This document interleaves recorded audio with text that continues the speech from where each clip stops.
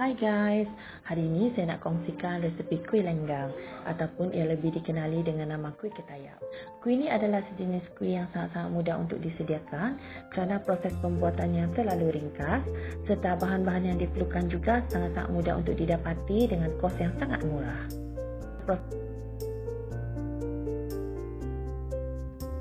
Bahan-bahan yang kita perlukan untuk membuat inti kuih lenggang ataupun kuih ketayap kita ni adalah segelas gula melaka, segelas setengah ataupun 2 gelas kelapa parut dan juga sedikit garam. Fungsi garam ni adalah untuk menambahkan rasa lemak pada inti kelapa kita nanti.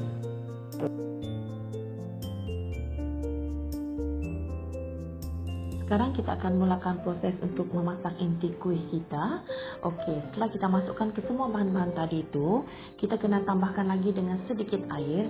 Kuantiti air yang kita perlukan hanyalah beberapa sudu makan sahaja. Tujuannya adalah bagi memudahkan kita untuk sepatikan gula melaka dengan parutan kelapa. Kerana parutan kelapa ni dah pun lembab, so kita tidak memerlukan air yang banyak.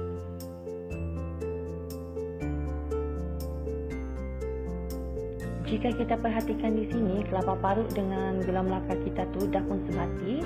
So, kita letak di atas piring dahulu dan biarkan ianya sejuk seketika.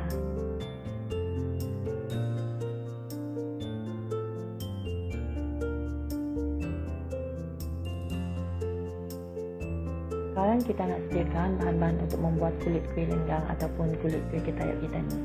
Okey, di sini saya hanya menggunakan 2 cawan tepung gandum, kemudiannya 2 sudu makan butter. Jika butter ni anda baru saja keluarkan daripada peti sejuk, anda kena biarkan ia sekejap sehingga lembut, ataupun jika anda nak cepat, anda boleh gunakan kaedah double boil, sebiji telur dan juga pewarna hijau. Di sini saya hanya menggunakan food coloring yang anda boleh beli di mana-mana pasar raya. Tetapi jika anda mempunyai lebih banyak masa, anda boleh hasilkan warna hijau ni dengan menggunakan daun pandan. Caranya adalah potong daun pandan ni kecil-kecil, kemudiannya blender bersama dengan sedikit air, kemudiannya tapis, ambil warna hijaunya saja untuk kita jadikan sebagai pewarna hijau untuk kuih ketayap ataupun kuih lenggang kita ni. Kemudian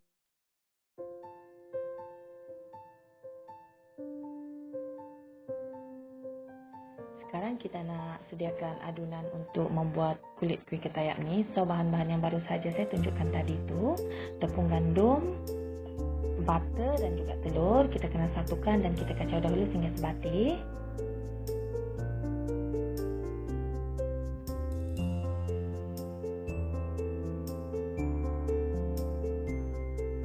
Sekarang saya akan masukkan air sedikit demi sedikit. Di sini saya menggunakan sekitar 2 gelas air. Dan adunan ni nanti pastikan ia tidak terlalu pekat. Maksudnya jangan pekat dan jangan pula cair, agar mudah untuk anda golek-golekkan atau rata-ratakan di atas periuk tu nanti. Di sini saya just nak share satu tips. Apabila anda mengikuti mana-mana resepi yang menggunakan sukatan cawan ataupun mangkuk, okey, pastikan mangkuk dengan cawan yang anda gunakan tu adalah yang sama agar sukatan anda tu nanti lebih tepat.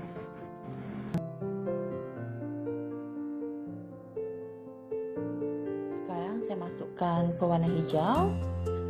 Pewarna hijau ni saya hanya gunakan sebanyak setengah sudu makan.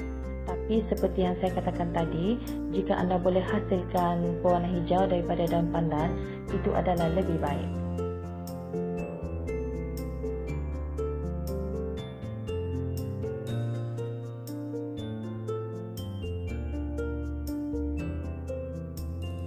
Jika adunan kita sudah sepati, semuanya dah okey, sekarang kita akan mulakan proses memasak kuih ketayap ni.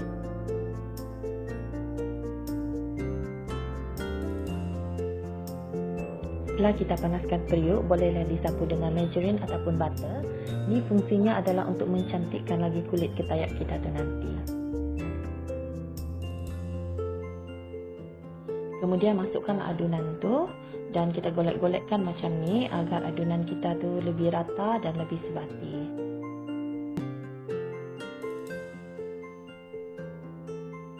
Okey, di sini Sejah nak bagi tahu, bagi memudahkan kerja kita menyiapkan kulit kuih ketayak ni, sebaik-baiknya kita gunakanlah non-stick pan agar dianya tak melekat dan memudahkan proses kita.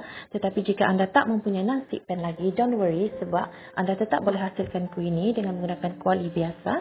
Tetapi anda haruslah menyapu butter ataupun margarine terlebih dahulu agar adunan kita ni tak akan melekat di atas permukaan periuk kita tu nanti. Okey, ini adalah kaedah yang biasa saya gunakan sebab bagi saya ia lebih jimat masak, di mana setelah kulit kuih lenggang ataupun kulit kuih ketayak ni masak, saya matikan suhu, kemudiannya saya akan letak inti kelapa dan juga buat proses gulung ni di dalam periuk ni juga.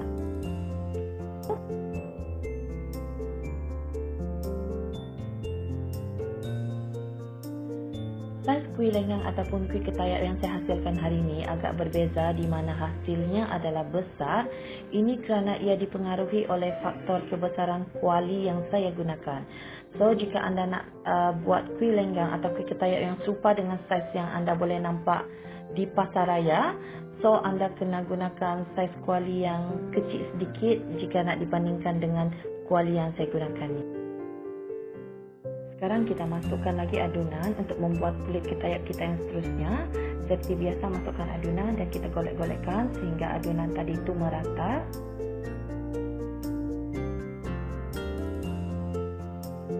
Okey, ini adalah kaedah kedua di mana anda kena habiskan dulu memasak adunan tepung yang kita dah buat tadi tu untuk membuat kulit kuih ketayak ataupun kulit kuih lenggang.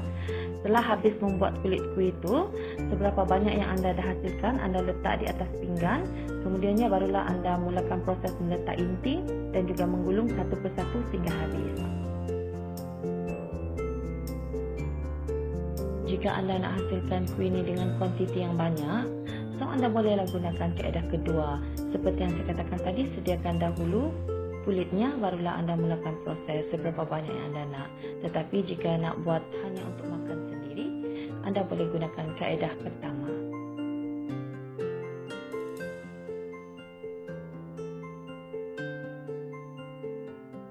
Ini adalah hasil kuih yang kita buat menggunakan kaedah pertama dan kaedah kedua. Hasilnya adalah sama saja. So, terpulang kepada anda nak buat yang mana satu.